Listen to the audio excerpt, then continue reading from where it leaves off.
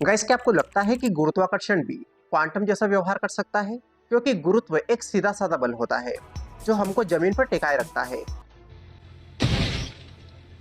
लेकिन आज दुनिया के कुछ वैज्ञानिक इस पर बहस कर रहे हैं।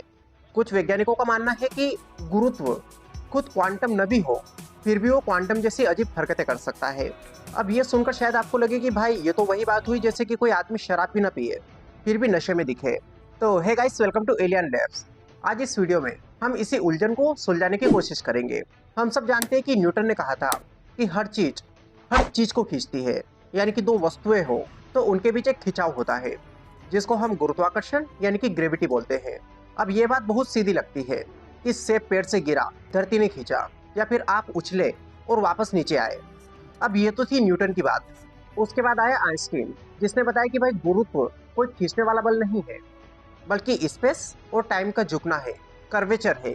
मतलब कि जब कोई भारी चीज होती है, लाइक हमारा सन, हमारा सूरज, तो वो अपने आसपास के स्पेस को झुका देता है और ग्रह उस झुकी हुई राह पर घूमते रहते हैं। अब आइंस्टीन की ये थ्योरी इतनी शानदार थी कि आज तक कोई भी उसे गलत साबित नहीं कर पाया। लेकिन एक जगह पर आकर ये भी रुक जाती है, जब बात आती है क्वांटम दुनिया की। आप जरा ध्यान दीजिए, जहां आइंस्टीन की दुनिया बड़ी चीजों की है जैसे कि प्लैनेट्स, स्टार्स, तो वही क्वांटम दुनिया बहुत छोटी चीजों की है, जैसे कि इलेक्ट्रॉन, फोटॉन और वो सारे कण जिनसे ये ब्रह्मांड बना है। इस क्वांटम दुनिया में नियम उल्टे सीधे हैं। कण कभी लहर की तरह बिहेव करते हैं तो कभी पार्टिकल की तरह। वो एक ही समय में दो जगह पर हो सकते हैं, और एक कण दूसरे कण से एक्टेंगल होकर हजारों किलोमीटर दूर भी तुरंत प्रतिक्रिया दे सकता है। और यही है क्वांटम वियर्डनेस, यानी कि क्वांटम दुनिया की अजीब हरकतें।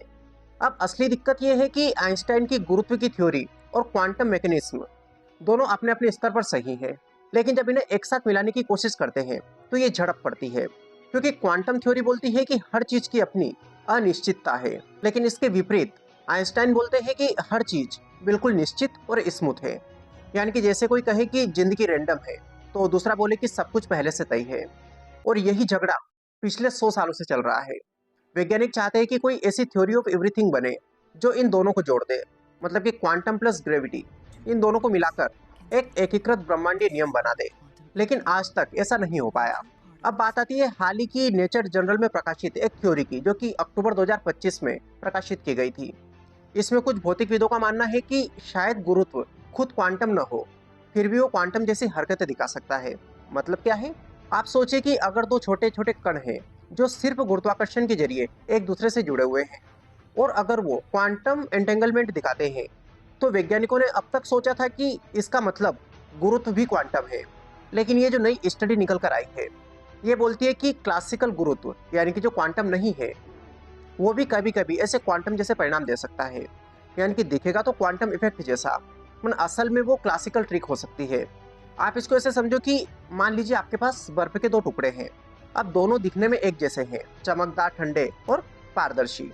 अब आपने सोचा कि दोनों बर्फ के ही टुकड़े हैं, लेकिन असल में एक असली बर्फ है और दूसरा सिर्फ एक पारदर्शी प्लास्टिक। अब दिखने में एक जैसे हैं, पर असल में उनकी जो प्रकृति है वो अलग अलग है।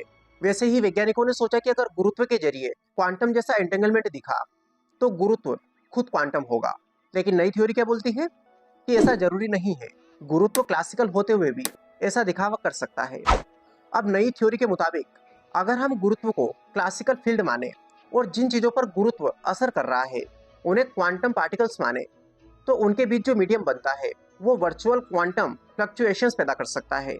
और यही फ्लक्चुएशन कभी कभी ऐसा इल्यूजन दे देता है जैसे दोनों कण आपस में एंटेंगल्ड हो गए हो। यानी कि असली क्वांटम प्रोसेस नहीं, बल्कि क्वांटम जैसा दिखने वाला मिश्रण प्रभाव होता है। अब असली झगड़े की जड़ यही है।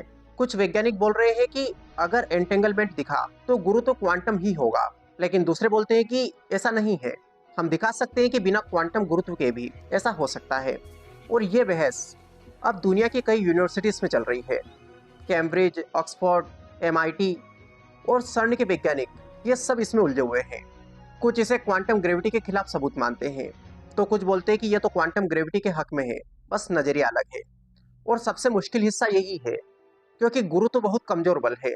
दो छोटे कणों के बीच जो गुरुत्व का प्रभाव होता है वो इतना मामूली होता है कि उसे मापना लगभग नामुमकिन होता है। और इसलिए अब दुनिया भर के कई लैब्स ऐसी अल्ट्रा सेंसिटिव मशीनें बना रही है जो इतनी सटीकता से माप सके कि क्या दो छोटे कणों से कण सिर्फ गुरुत्व से एंटेंगल हो रहे हैं या फिर नहीं।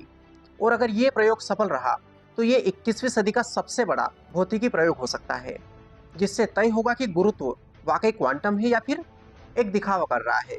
अगर ये साबित हो गया कि गुरुत्व भी क्वांटम है तो इसका मतलब होगा हर चीज, हर बल और हर एनर्जी क्वांटम सिद्धांत से जुड़ी हुई है।